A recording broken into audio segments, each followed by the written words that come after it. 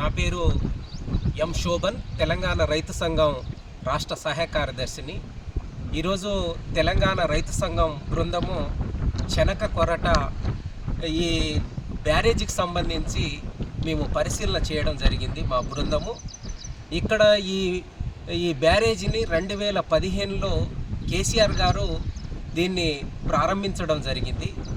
కానీ ఈ బ్యారేజీకి సంబంధించి ఎందుకు ప్రారంభించారంటే, మన తెలంగాణలో 13,500 ఎకరాల ఆయకట్టుకు, అదే రకంగా మహారాష్ట్రకు సంబంధించి 3,000 ఎకరాల ఆయకట్టుకు సాగునీరు, తాగునీరు అందించాలని ఈ ప్రాజెక్ట్ని కట్టడం జరిగింది. కానీ ఇప్పుడు మేము పరిశీలన చేస్తే, చుట్టూ తిరిగి ఈ ప్రాజెక్టు గురించి తెలుసుకుంటే, 1 ఎకరాకు కూడా ఈ ప్రాజెక్టు ద్వారా నీరు అనేది అందట్లేదు. కానీ ఈ ప్రాజెక్టు స్టార్ట్ చేసే ముందు 180 కోట్ల అంచనాతోటి స్టార్ట్ చేయడం జరిగింది. ఈ అంచనా అనేది దాని తర్వాత 700 కోట్లు, దాని తర్వాత 280 కోట్లు, అంటే దాదాపు 12,000 కోట్ల రూపాయలకు పెరిగింది. కానీ 1 ఎకరాకు కూడా సాగు విస్తీర్ణానికి సాగునీరు అనేది అందించలేదు.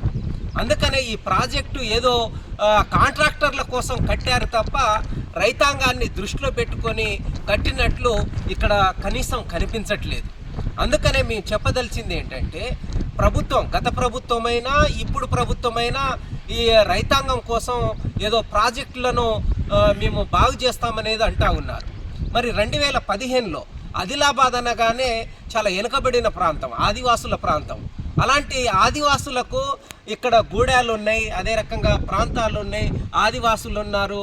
ఇక్కడ ప్రాజెక్టులలో ముంపుకు గురయ్యే భూములు ఉన్నాయి. ఇట్లాంటి నేపథ్యంలో వీళ్లకు కొంత డబ్బులు ఖర్చు పెట్టినట్టయితే ఈ ప్రాజెక్టును పూర్తి చేయొచ్చు.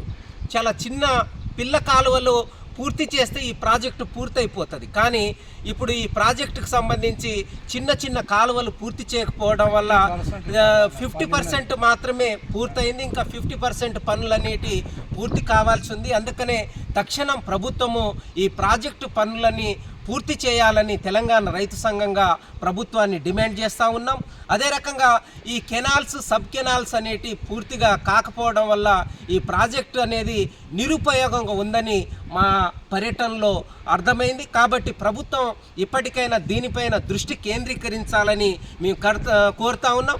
అదే రకంగా తెలంగాణ ప్రాంతానికి సంబంధించి చూసినప్పుడు ఈ ప్రాజెక్టులో భూములు కోల్పోయారు. ఇక్కడ భూములన్నింటినీ కోల్పోయిన రైతులు వీళ్లకు పరిహారం ఇవ్వడంలో కూడా రాష్ట్ర ప్రభుత్వం వివక్షత ప్రదర్శించింది.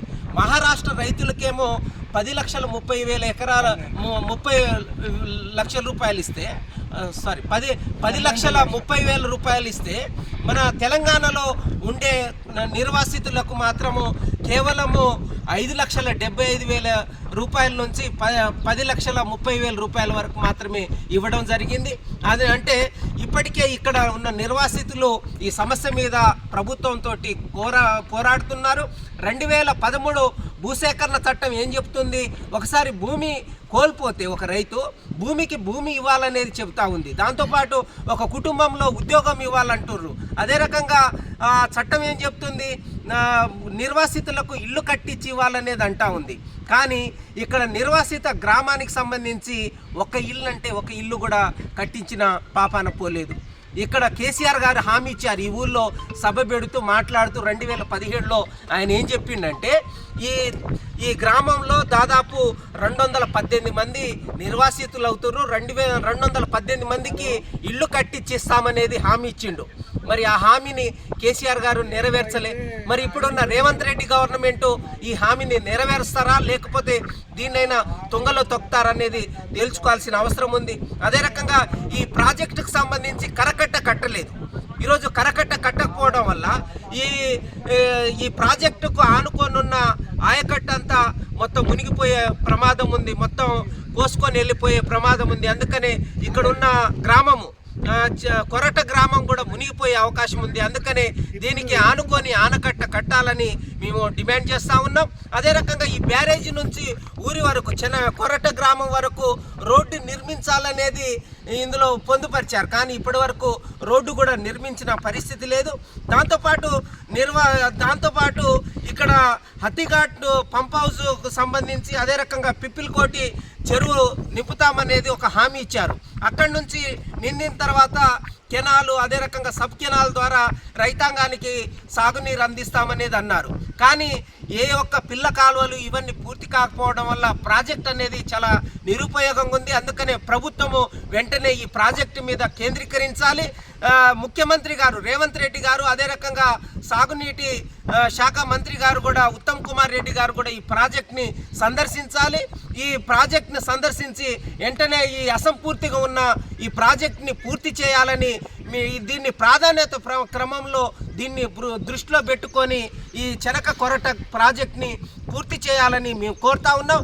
లేకపోతే రైతు సంఘం ఆధ్వర్యంలో ఆందోళన పోరాటాలని మరింత తీవ్రతరం చేస్తామని ప్రభుత్వాన్ని హెచ్చరిస్తా ఉన్నాం.